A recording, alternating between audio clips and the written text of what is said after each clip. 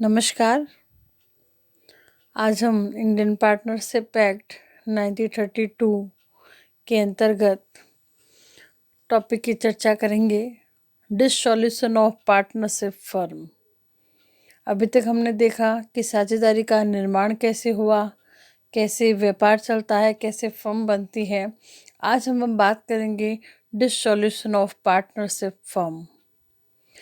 हम दो शब्दों को, डिसॉल्यूशन ऑफ पार्टनरशिप फर्म को पढ़ने से पहले हम दो शब्दों यानी कि दो जो ऑब्जेक्ट है उन पे अपना ध्यान रखेंगे कि साझेदारी का विघटन यानी कि पार्टनरशिप का डिसॉल्यूशन और फर्म का विघटन, दो चीज़ें क्या है, अलग अलग, दोनों चीज़ें अलग अलग अपना अस्तित्व रखती है।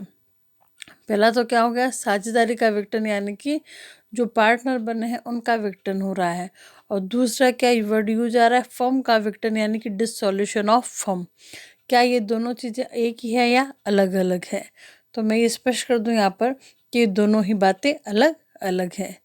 हम जो आज चैप्टर पढ़ रहे हैं डिसॉल्यूशन ऑफ पार्टनरशिप फर्म, तो इस चैप्टर में कैसे विघटन होता है उससे पहले हम इन दोनों चीज़ों को समझने का प्रयास करेंगे। पहले हम बात करते हैं meaning of dissolution of firm, यानी कि फर्म के विघटन का आशय। फर्म के विघटन का आशय क्या है कि जब साझेदारी का जो है विघटन हो जाता है तो वही क्या माना जाता है, फर्म का विघटन माना जाता है। ये बात कहाँ स्पष्ट की गई, जो सेक्शन 39 की बात करते हैं तो सेक्शन 39 बताता है the dissolution of partnership between all partners of a firm is called the dissolution of the firm, यानी किसी फर्म के सभी साझेदारों के बीच साझेदारी के विघटन को ही क्या कहते हैं, फर्म का विघटन कहते हैं। यानी कि साझेदारी समाप्त हो गई तो फर्म भी समाप्त हो गई, फर्म का भी डिसॉल्यूशन हो गया। तो फर्म किस पे टिकी हुई है, साझेदारों के ऊपर टिकी हुई, क्योंकि वही क्या करते हैं, फर्म का निर्माण करते। तो सेक्शन 39 भी क्या कह रही है, फर्म के सभी साझेदारों के बीच साझेदारी के विघटन को ही हम क्या कहते हैं, फर्म का विघटन कहते हैं। हमें क्या समझ में आ रहा है इस डेफिनेशन से कि साझेदारी के विघटन के बिना फर्म का विघटन नहीं होता है। फर्म के विघटन का मीनिंग क्या है, इसका अर्थ क्या है कि विघटन होने से अब क्या होगा, विघटन होने से यह होगा कि जो भी पार्टनर्स है अभी तक इस फर्म के अंतर्गत कुछ न कुछ जो लीगल रिलेशनशिप है, हम क्योंकि ये किस पे टिकी है, संविधा पर आधारित है, और संविधा हमेशा क्या होती है, वैधानिक संबंधों पर आधारित होती है। तो साझेदारों के बीच वैधानिक संबंधों की क्या हो जाती है, अब समाप्ति हो जाती है, और जो भी फर्म का जो बिजनेस चल रहा था वह भी बंद हो जाता है।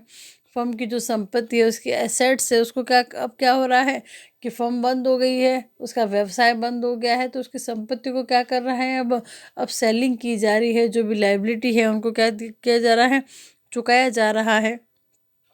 तो चुकाने की प्रक्रिया क्या हो गई है, प्रारंभ हो चुकी है। तो अंत में क्या हो जाता है, अब सारा ये काम चल रहा है तो क्या माना जाएगा, डिसॉल्यूशन ऑफ फर्म माना जाएगा, और संपत्ति जो भी शेष बचती है उसका बंटवारा कर दिया जाता है। तो डिफरेंस क्या आ रहा है कि फर्म के विघटन कब होगा, जब साझेदारी का सभी विघटन हो रहा है।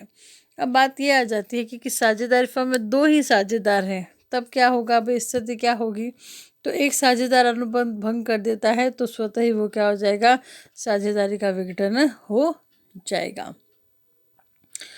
तो शेष, क्योंकि यदि दो से अधिक है तो क्या कर सकते, जैसे फॉर एग्जांपल माने हम कि ए और बी दो साझेदार हैं। अब बी क्या हो रहा है, रिटायर हो गया, निवृत्त हो रहा है, यानी कि वह अलग होना चाहता है।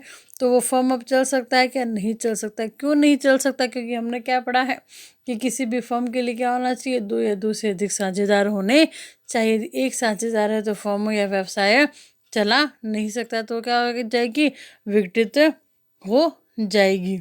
तो कारण क्या कि शेष सभी मिलकर चला भी सकते हैं। तो साझेदारी का विघटन कब तक नहीं होता वह हम देखेंगे। सबसे पहले हम देखेंगे कि साझेदारी के विघटन से फर्म का विघटन तब तक नहीं होता जब तक सभी जो पार्टनर्स हैं उनका विघटन नहीं हो जाता। कि तो दो ही साझेदार, जैसे कि भी अपने एग्जाम्पल से समझा, दो ही साझेदार है और एक साझेदारी द्वारा साझेदारी का अनुबंध भंग कर दिया गया है तो साझेदारी फर्म का विघटन हो जाएगा। कि दो ही है और एक क्या कर दिया है, कॉन्ट्रैक्ट को उसने ब्रीच कर दिया है, तो वो साझेदारी नहीं रहेगी। लेकिन फिर थर्ड में बात क्या आ रही है कि यदि साझेदारी फर्म में 2 से अधिक साझेदार हैं और एक साझेदारी क्या कर दिया है, छोड़ दिया है, या उसकी डेथ हो गई है, या दिवालिया उसको घोषित कर दिया गया है, तो फर्म का विघटित होना अनिवार्य नहीं, क्योंकि वो 2 से अधिक साझेदार हैं। क्योंकि जो शेष बचे हैं वो क्या कर सकते हैं, फर्म का पुनर्गठन भी कर सकते हैं। अब बात करते हैं हम डिसोल्यूशन ऑफ पार्टनरशिप की, यानी कि साझेदारी का विघटन कब माना जाएगा। जब फर्म के साझेदारों के बीच संबंधों में परिवर्तन होता है, जैसे कोई लाभ हानि का बंटवारा में परिवर्तन हो गया है, जैसे फर्म की संरचना में कोई कंपोजिशन बना था उसमें परिवर्तन हो गया है, या कोई साझेदार क्या हो गया है, नया ऐड हो गया है, या कोई साझेदार रिटायर हो गया है, तो इनसे आने से क्या हो रहा है, इसकी कंपोजिशन चेंज हो रही है, या फर्म के व्यवसाय को फर्म के पुराने नाम से चलाए रखा जा रहा है, तो इस प्रकार से क्या हो रहा है, साझेदारी का विघटन हो जाता है। जैसे कि हम समझ रहे हैं एक एग्जाम्पल के द्वारा कि अ और ब क्या है, 2 साझेदार हैं, ठीक है। अब फर्म को व्यवसाय से क्या कर दिया उन्होंने, बंद कर दिया है। 3 साझेदार हो गए, ए, बी और सी। साझेदारी फर्म के व्यवसाय को बंद कर फर्म को समाप्त करने का निर्णय ले लिया तीनों ने, तो फर्म का विघटन हो जाएगा। अब 2 ही साझेदार हैं, अभी तो इसमें क्या थे, 3 थे, तीनों ने 8% निर्णय ले लिया कि फर्म के व्यवसाय को बंद करना चाहते हैं, बंद कर लिया, फर्म का विघटन हो गया। अब ए और बी साझेदार हैं, और क्या हो गया, फर्म से रिटायर हो गया है, तो उन दोनों के बीच साझेदारी और फर्म में दोनों का विघटन हो जाएगा, क्योंकि वो कह रहा है कि एक ही व्यक्ति हो गया है और साझेदारी के लिए कम से कम 2 व्यक्ति होने चाहिए।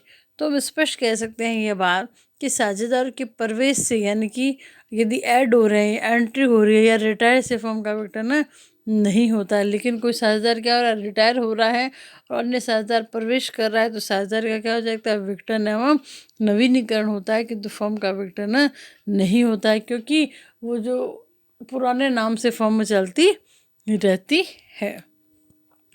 तो ये क्या हो गया, हमने किस में डिफरेंस देख लिया, dissolution of partnership and firm, यानी कि साझेदारी और फर्म के विघटन में अंतर, क्योंकि उनके संबंधों में परिवर्तन हो सकता है, व्यवसाय का संचालन है, संपत्तियों का बंटवारा है, पुनर्गठन है, समापन है, निर्भरता है एक दूसरे पर, इनमें बहुत डिफरेंस आ जाता है। क्योंकि हम बात करेंगे, चैप्टर क्या पढ़ेंगे हम, डिसोल्यूशन ऑफ फर्म, अगला चैप्टर पढ़ेंगे अगली क्लास में।